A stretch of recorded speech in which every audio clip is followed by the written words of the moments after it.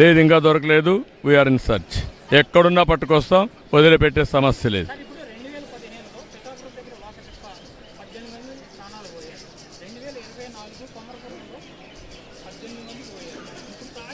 18 మంది ఎక్కడ పోయారు? ఇక్కడ 8 అయ్యా. ఊరికే ఏదంటే మాట్లాడుతావు, నువ్వు కనుక్కొని వచ్చి మాట్లాడు.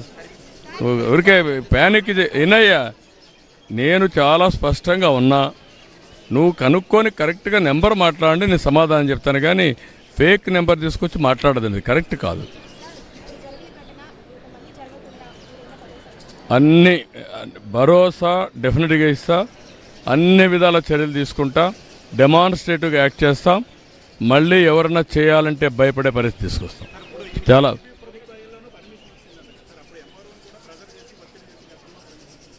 నేను అందుకనే అవన్నీ ఇప్పుడు నేను చెప్పడం లేదు. పర్మిషన్ అప్పుడు వచ్చింది. 2028 వరకు పర్మిషన్ ఉంది, 27, 28 వరకు పర్మిషన్ ఉంది. అవన్నీ కూడా డీటెయిల్స్ ఉన్నాయి. అన్నీ ఎంక్వైరీ చేసి will take firm action. Thank you.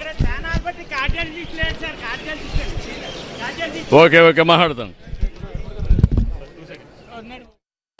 ప్రభుత్వం ఫర్మ్గా ఉండి రాబోయే రోజుల్లో ఇలాంటి పునరావృతం కాకుండా చూడడానికి అన్ని విధాల యాక్షన్ తీసుకుంటాం. ఈ సంఘటన ఎంక్వైరీ చేసి అందరికీ అకౌంటబిలిటీ ఫిక్స్ చేస్తాం. ఎవరెవరు ల్యాప్సెస్ ఉన్నాయి, ఎక్కడెక్కడ ల్యాప్సెస్ ఉన్నాయి అన్నీ కూడా ఫిక్స్ చేస్తాం.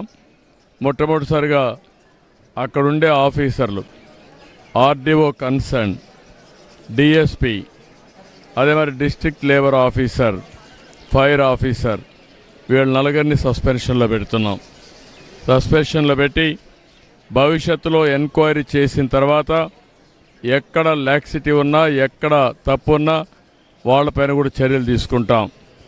రెండోది, మనుషులు కూడా కొంతమంది విచ్చలవిడితనానికి అలవాటు పడ్డారు.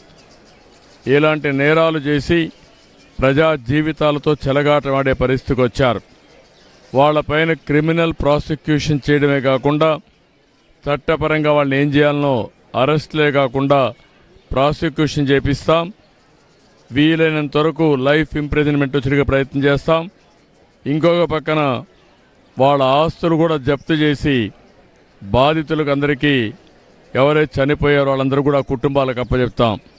ఎందుకంటే వీళ్ళు ఇష్ట ప్రకారం చేయడానికి వీలు లేదు. అదే మరి ప్రభుత్వ పరంగా ఒక్కొక్కరికి 20 లక్షల రూపాయల ఆర్థిక సహాయం చేసి మృతులందరికీ 20 లక్షల రూపాయల ఆర్థిక సహాయం చేస్తాం. గవర్నమెంట్ ఆఫ్ ఇండియా 2 లక్షలు ఇచ్చారు, అది కాకుండా 20 లక్షలు ఇస్తాం. అదే మాదిరిగా వీళ్ళందరికీ ట్రీట్మెంట్ ఇస్తున్నాం. ఆ ట్రీట్మెంట్ అంతా ఖర్చు పెట్టి ఎవరైతే ఈరోజు ఇంజూర్ అయ్యారో వాళ్ళ పరిస్థితిని బట్టి వాళ్ళని ఆదుకుంటాం. కాబట్టి వాళ్ళని కూడా ఆదుకునే కార్యక్రమానికి శ్రీకారం చుడతాం. వీళ్ళు కాకుండా ఎవరైతే వీళ్ళల్లో కొంతమంది చిన్న పిల్లలు ఉన్నారు, చదువుకోలేని పరిస్థితి కూడా ఉంది, వాళ్ళందరినీ చదివించే బాధ్యత రెసిడెన్షియల్ స్కూల్స్లో పెట్టి ప్రభుత్వం తీసుకుంటాం. ఈ పేదవాళ్ళు ఎవరైతే ఉన్నారో, చనిపోయారో, వాళ్ళకి ఇళ్ళు లేకపోతే ఇళ్ళు కూడా కట్టించి వాళ్ళని ఆదుకునే కార్యక్రమానికి కూడా శ్రీకారం చుడతాం. కుటుంబాలను ఆదుకుంటాం, దోషుల్ని కఠినంగా శిక్షిస్తాం. ల్యాప్సెస్ అన్ని పునరావృతం కాకుండా ఫర్మ్గా యాక్ట్ చేసి అన్ని విధాలా ముందుకు పోతామని చెప్పి తెలియజేసుకుంటూ, నేను ఆ కుటుంబ సభ్యుల్ని తేలేం కానీ ఆ కుటుంబాలను ఆదుకోవడానికి అన్ని విధాలా సహకరిస్తాం. ఎవరైతే చనిపోయారో ఆ కుటుంబ సభ్యులకు నా ప్రగాఢ సానుభూతి తెలియజేసుకుంటూ, చనిపోయిన వారందరూ కూడా ఆత్మశాంతి కలగాలని భగవంతుని